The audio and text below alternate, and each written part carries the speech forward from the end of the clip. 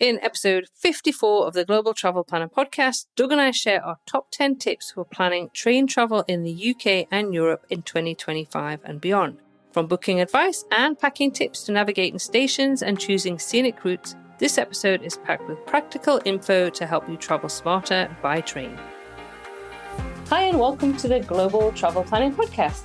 I'm your host, Tracy Collins, who with my expert guests will take you on a weekly journey to destinations around the globe, providing travel inspiration, itinerary ideas, practical tips and more to help you plan your next travel adventure.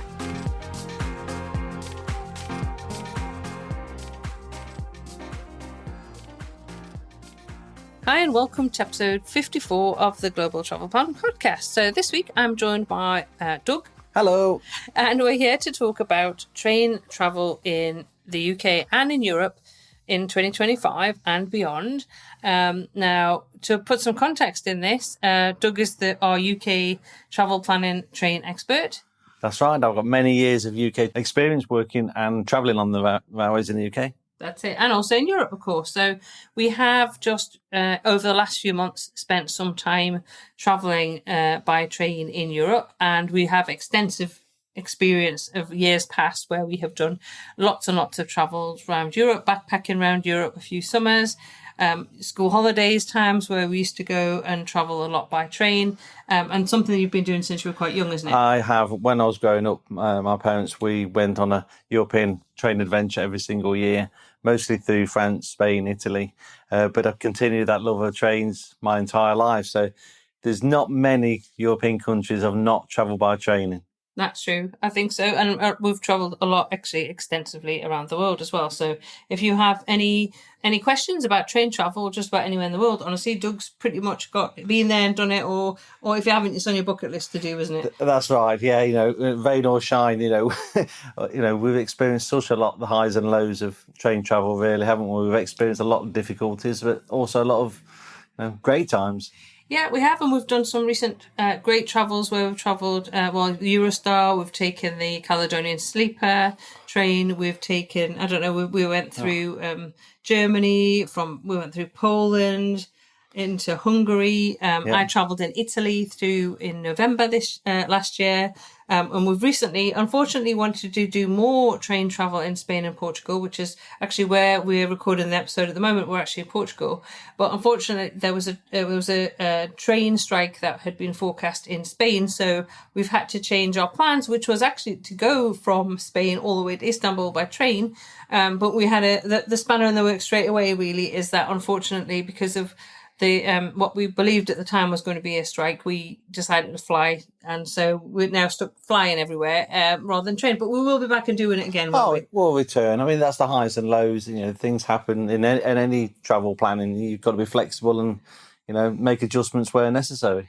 Right, so in this episode, we're going to share 10 tips that we believe are things that you need to think about if you're planning train travel in the UK and Europe this year and beyond, because this is relevant. So the first thing I want to say is why train travel, because it's a good one for you, Doug. Why do you recommend train travel?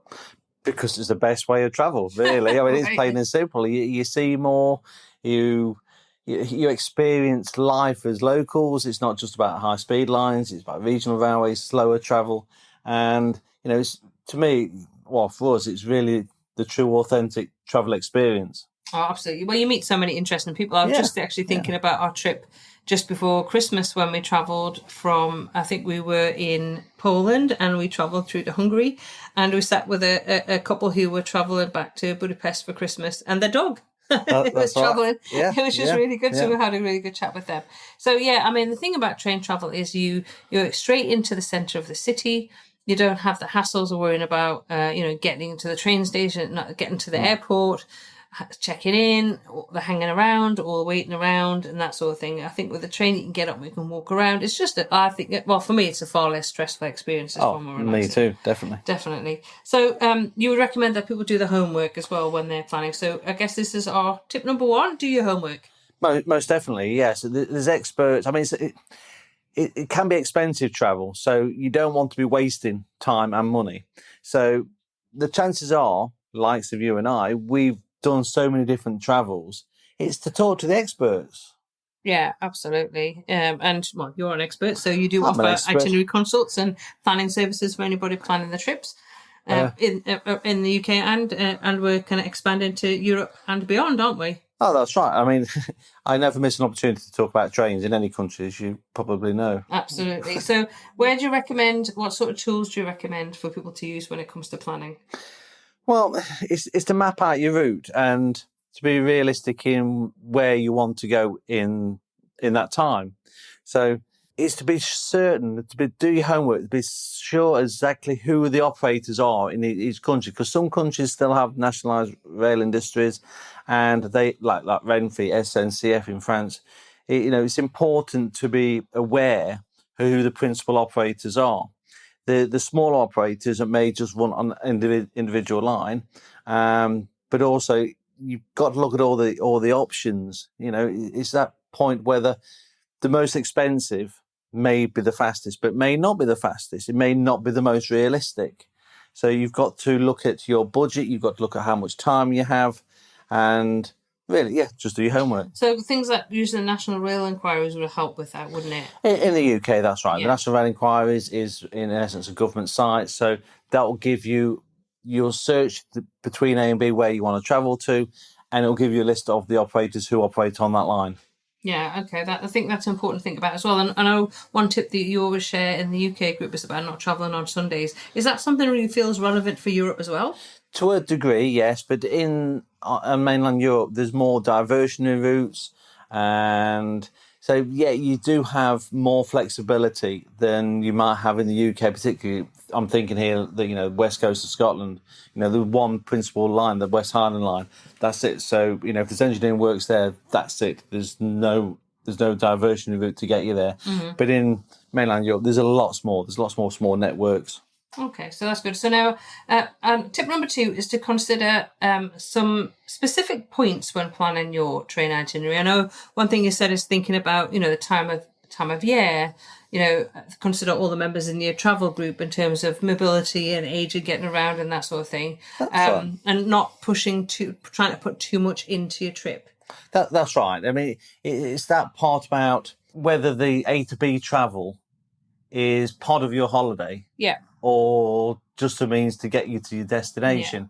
Yeah. We always embrace that part of it, getting from here to there, which side is the best side of the train to sit on. We enjoy it, don't we? Yeah, absolutely. Well, for us, it's part of the holiday. And for a lot of people, it's part of the holiday. It is, yes. And I think that's worth considering when you're planning your train travel. Is it literally you just want to get, for example, from London to Edinburgh in the quickest time possible? Yeah. Or do you want to go a little bit slower, maybe stop off along the way? And it's the same for some of the European travel. I mean, we did a fast trip from Madrid down to Seville, but actually there were some places I would have actually probably liked to have got off and seen places along the way. Yeah. But unfortunately we didn't have time to do that. But again, if we was planning slower travel and potentially a different time of year, then I would certainly look at doing that. Yeah, and I think that's all comes back to that homework side again, is to look at the different routes available between those 2 points. Yeah. I mean, particularly on, say, mainland Europe, you've got the new high-speed lines, which is literally as straight as possible to get you there as fast as possible. But some of the old traditional lines are, more convoluted and will take you longer. So what about booking tickets in advance? Is that something? So this is tip number 3. I know because we've got all these tips listed out. So and I know you've said for number 3 is to consider booking tickets in advance. So is that something that you generally recommend? Yeah, as a general rule of thumb, the advance tickets are something that's going to get you the best deal. But that could be quite often, like in the UK, tied to a specific train on a specific time on a specific route. But it can vary in mainland Europe. Sometimes looking for those best fares could be the regional, but it also could be in advance for the A to Bs. But it comes back to that best fit for you, your budget, your time, your personal preferences for your travel experience. Yeah, because I mean, we just prefer to take the slower trains because it's a bit more fun. Well, I enjoy it because if that's what you want to do, Yeah, I mean, sitting on regional trains, people getting on and off all the time. Multiple train stops. You might have 5 minutes between stops. Sometimes on a high-speed train, you can have 2 hours between stops. Yeah. So it all comes back to that your expectation of your rail journey. I just think, though, when I think about that, the kind of the fun of taking regional trains, I think about in the Dordogne when we took a regional train and somebody got on and they had a rabbit in a backpack. And I know you've mentioned about a guy getting on a train. Was it in Spain with eating garlic? Yeah, the gentleman got on the train with a pet goat. Whether it was a pet goat, I'm not. But he produced a paper bag full of garlic and proceeded to eat one for him and then one for the goat. So that's funny. So you wouldn't see that on a high-speed train. I have never seen before or since have I seen a goat on a train. That's it. It's just all those fun. You make those memories, don't you? So tip number 4 is to consider whether a pass or rail card is the right option or not for you.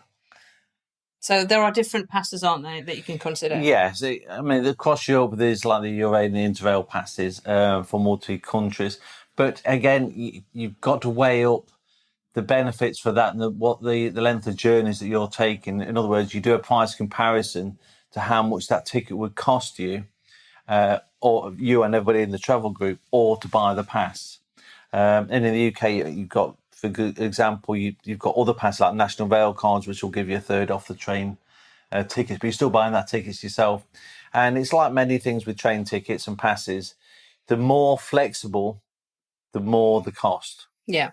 Yeah, you're paying for that kind of that ease of use and flexibility, aren't you? That's right. Okay, so that's worth weighing up. And we have got an article, if you're considering travel in the UK, we do have an article about, Eurail versus the BritRail passes. So that's worth having a look at. And again, if your plans are quite rigid and you know exactly what train you want to get, probably it wouldn't be worth it. You might as well just book your trains because you know what times you're going to get. But if you want more flexibility, then having the pass will give you that. That's right. I mean, we found ourselves on this trip that we're currently on, that the weather or potential strikes has, interfered with those plans. And you've got to, it's how much flexibility you want to build into your plans in the first place. Yeah. Because that's when, problems can happen, is the fact if you have no flexibility with dates, times, budgets. You can actually end up losing money, can't you? Yeah. So tip number 5 is to know seat reservation rules. Yeah, that's right. In the UK, seat reservations are optional, but obviously recommended during busy and peak times. But in Europe, I think there's more on the high speed lines. Seat reservations are compulsory on certain services in certain countries. Yeah. So again, back to the homework. And check when you're booking your passes or tickets whether seat reservations are included or not, because outside the UK, seat reservations are something you have to pay for. Yeah, and I think you need to add that into your budget, because if you hadn't considered it and you booked a ticket and then actually realise you've got to pay another however many euros every single time for a seat reservation, it can add up. I know in the UK you can go to a staffed station. That's right, a staff travel office for free. So tip number 6 is pack smart for train travel. And I mean, this is a really good one in terms of any train travel. Actually, you need to be able to lift your suitcase on and off the train. I know when I was traveling by train in India last year and traveled in a group, and some members of the group had far too heavy suitcases, and I really struggled. Sometimes you have to get up quite a few steps with your suitcase. Yeah, that's right. To get on off a train. In all countries, I'm not highlighting one particular country, but in all countries where there's lifts and elevators, they fail. Absolutely. And it can be problematic to get into your platform. And you're right what you say about being able to lift your bags to put them to luggage racks and stacks for storage. But there's more to, there's also the consideration is if there's people in your travel group that this isn't so easy for, you're going to have to do it for several people. And when the train is full and busy and hot, it's not fun. That can it's not be fun. Yeah, it's not fun. It's stressful. It's really, really stressful. Yeah. For sure. And also I think make sure you've got your essentials when you go on the train. Take some food and drink with you, take some snacks, have a water bottle with you, some entertainment with you, take your charging pack. Don't depend on a train to have a charging Absolutely point. Not. So, no, true. And think about layers so that you can, if it gets too hot, you can take something off. If it gets too cold, you can put something on. Yeah. If you're doing an overnight sleeper train, again, think about your luggage, because you don't want to be rummaging around in a suitcase to get bits and bobs out. So we usually have a day pack with whatever we're going to use. Yeah, and a Already tiny packed. pack within that to put specific charges. Yeah, and exactly. You don't want to be rummaging around. So definitely do that research. Think, pack smartly for train travel. I took my niece for her 21st traveling around Italy, and that was one thing that I stressed to her before we went. One small pull along suitcase that she could lift up, and she actually ended up getting rid of some clothes along the way because she bought things. Yeah. But it was, you've got to also give yourself some margin if you buy some things as well. That you're going to have a little bit extra room, but you don't want it to be too heavy, because honestly, getting on and off a train with a heavy suitcase is not much fun. It can be, particularly in mainland Europe, where the platform level is pretty low, and you've got to step up several steps onto trains. Less of an issue in the UK, where the platform height is higher. Yeah. And you're more often straight across onto this train. Even just think, when we arrived in Porto last week, you got off with the larger suitcase, and I had the smaller suitcase with a backpack, and I actually couldn't get. There was too many steps for me to get down. So luckily they got onto the platform, and then I passed them a suitcase in the bag, because I was struggling, and you got off on the other side of the. Yeah, we got separated. So we got separated. So you've got to think about that, because honestly, it is not that easy. You don't actually realise just how high some of those trains are to step down on the platform. That's right. Yeah. Tip number 7 is to understand station layouts. And this is so important, because honestly, you can miss a train. You can miss your train if you do not know which platform you've got to get to, or how to get around a train station. I was in Rome Termini station in November, and honestly, we went the day before to just research where we were going to pick the train, which platform, or even how to get at which part of the train station it was in, and how it worked at that actual train station, because it can be different. And if you're not used to it, you have to go through a section to actually allow you onto the main platforms for the train from the actual train concourse. So you've got to give yourself the time, and then you wait in that area for your train platform to be called up. And sometimes in Italy, it can be literally 5 minutes before the train leaves. So you need to be aware of what you're doing, and also have your wits about you in some of those train stations as well. Yeah, from a security point of view, that's something entirely as a tip on its own. Yes. But it comes again back to the homework, is to be aware of a station layout, because the bigger stations, you need to be there in good time. And you've got to consider how you're going to get to the station, but also you can have multiple entrances and exits at stations, and they can be quite disorientating. And so you're right, there could be different levels to get onto the station, onto the platform.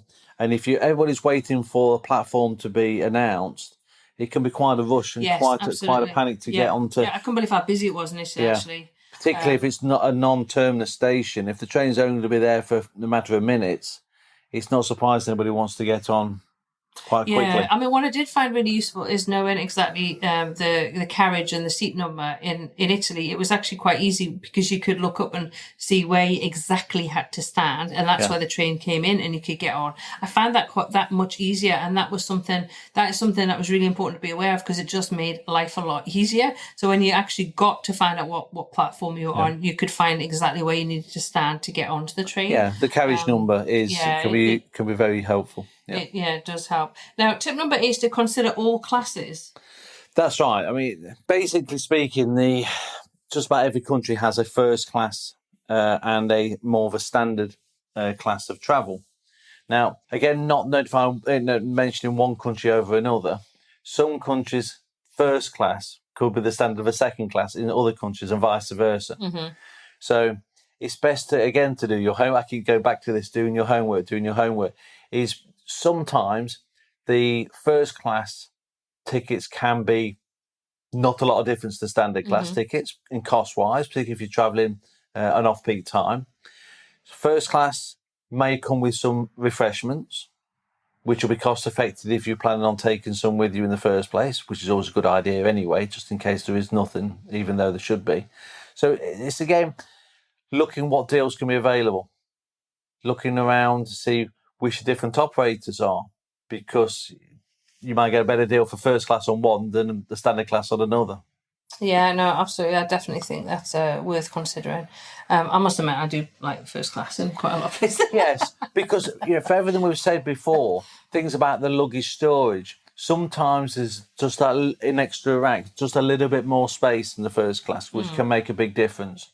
Because standard class can get pretty busy. Yeah, it is. And Yeah. luggage space does fill up fast. Yeah.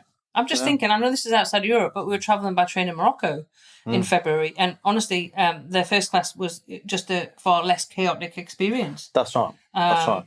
You know, and I travelled India, again, I know we're not talking about Europe, but I travelled India in third class last year. Oh my goodness, that was an experience and a half. I'm sure, So again, like in Europe, you still need to consider, you know, sometimes you also can get different things if you're at different, it did depend on the class that you're at. You might get a drink at your seat, you may get a meal at your seat, you might get at seat service, or you might, you know, there's all sorts of different variations to look at, but again, it'll depend on the operator and the country that you're planning to travel at. And we look at places like the Oyster going between the UK and to France, obviously Belgium and into Holland as well.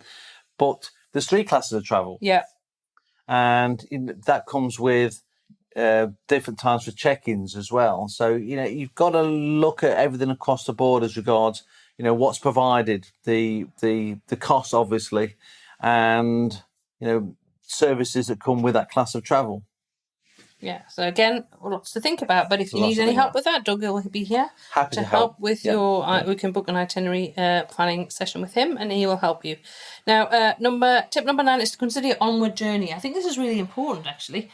That's right. We've said about this before. If you're travelling from A to B and then you're going on to C, just consider that transfer time.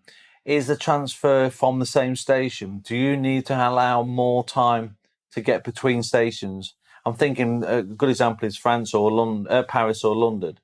You know, you come in one station, you've got to get across to another. Give yourself plenty of time. Look at your options to get between those stations. Does your ticket allow for you to break up the journey a little bit longer? You know, because there's nothing worse if you've got 2 or 3 train journeys planned and your first one's late or you haven't got enough time to get to the second one, your entire schedule is going to be impacted. Also, though, I'm going to say it's worth thinking about not only necessarily if the onward journey is that same day, if that onward journey is 2 or 3 days later.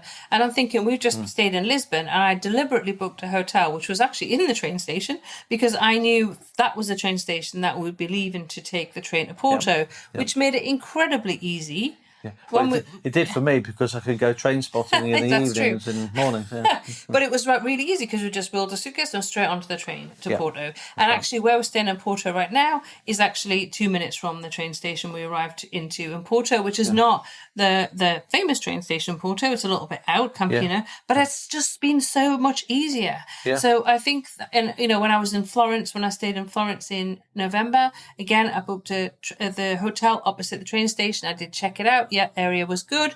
Stayed in that train station. So it meant we wheeled the luggage out. We were in the hotel within 2 minutes. It meant the morning that we left, I was going back to Rome and Shelley, who was on the podcast quite often, Shelley was going down to Puglia. And so it meant that it was very easy for us just to wheel up luggage over at the train station and catch our respective trains. So again, it's all part of that planning process where you're trying to consider, or you are considering what will make it easier for you, what will work, so that you don't want to be arriving at a train station and then, well, you could if you want to, but you could, you know, catching a taxi over the other side of town and then thinking I've got to get back a taxi back over again. It's just sometimes easier to look at if it's a decent area around the train station. You do have to check because some places I would not recommend staying beside the train station. But it's all part of that plan process. It is. I mean, in this case here, where we are near Campana station, the main sites are Salbento, which is about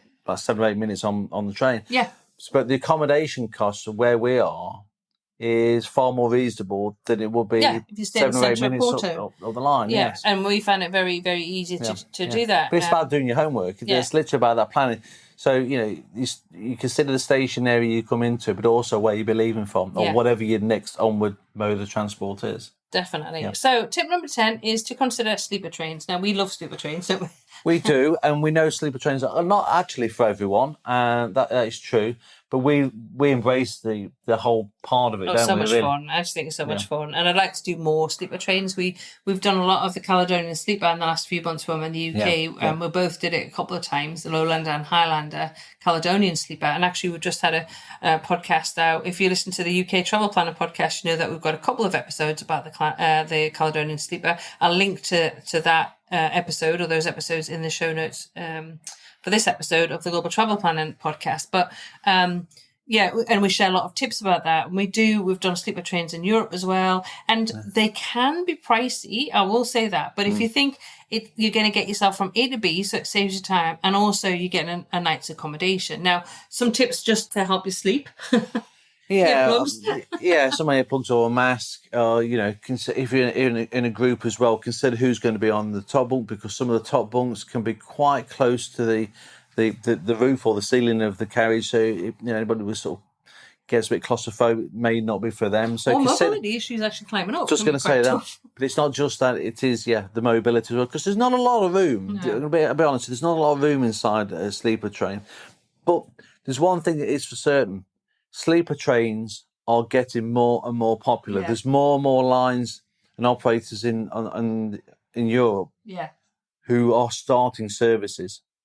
And there was a decline, but they are really coming back now, because people are seeing the benefits of not just saving time, but also as an enjoyment. Yeah. It's something to embrace and enjoy as part of your holiday experience. Absolutely. Right. And then we're going to one bonus tip, which is basically consider some of the scenic routes, especially in Europe. I mean, my goodness, I've done so many scenic routes in Switzerland, in Norway. We've done the Familiarise, but we've done some scenic ones in the UK as well. Obviously, we've done the West Highland line, Fort William to Mag, West Highland line, South Carlisle, one of my real favourites. Yeah, I mean, there's just so many. I've done the Bernina Express in Switzerland, and I've got an article about that on the website. We've done the Flom Railway in Norway, which is incredibly beautiful. So I mean, even outside of Europe, we've done the Transalpine in South Island of New Zealand. That is incredibly beautiful. There's several in Spain. There's ones in Germany, but it's what you personally like. I mean, I enjoy coastal lines like like Northumberland coastline in the UK from Newcastle to Edinburgh. I thoroughly enjoy that. I like the one in Spain coming down the coastline from Barcelona. I really enjoy that, down to Valencia and then down to Alicante. It's one of my favourite train journeys as well. But there's so many. It's not just about beautiful scenery. What can make a great train journey is the places that you're visiting and talking to people. It's the contrast, the countryside, even going through some towns and cities. I thoroughly enjoy it. I really enjoy going from different places. Well, I think that's well, we're giving you 10 tips with an 11th bonus one. We do have, if you're specifically planning train travel in the UK, we do have lots of podcasts on the UK Travel Planning podcast, which are specifically around UK train travel. So do pop over and have a listen to those. Doug's also written an ebook, a UK guide to UK train travel, which is extremely popular, and I will link to that. So if you're planning again UK train travel, I would have a look at buying that. It's been highly successful. We've had some fantastic feedback on it, and again, Doug will be opening up some slots in a few months' time to actually offer itinerary planning and consultation around train travel in the UK and Europe and around the globe. So if that's something that you want to have some help with, that you want to have a chat to Doug with, you have some questions, you can get back to us via SpeakPipe, which is basically you record a message and we can reply to you. And we'll leave a link to that in the show notes. But you're always happy to talk about train travel? Oh, absolutely. I will always talk about trains. And there's one thing I will notice, one little extra point. It's amazing talking to people on trains. I don't know what it is. People will happily chat away to you. They will. It's I can think of that so many times, and so many people I've met on trains. Yeah. So I'm going to ask you the one question I always ask at the end of every episode. What would be the one tip that you would share with anybody planning train travel in the UK and or Europe this year in 2025? Talk to the experts. Do your homework. Brilliant. Oh, that's succinct. Yeah, that's exactly what you need to do, because it can be expensive. So do your homework. Brilliant. Well, thanks. So it's been great having Doug on the episode because it's been a while since we've talked about, and last time talking about Japan, we've talked about Morocco, talking about Spain, sharing lots of our other travels around the world. So it's great for you to come on the podcast again. Thoroughly enjoyed it.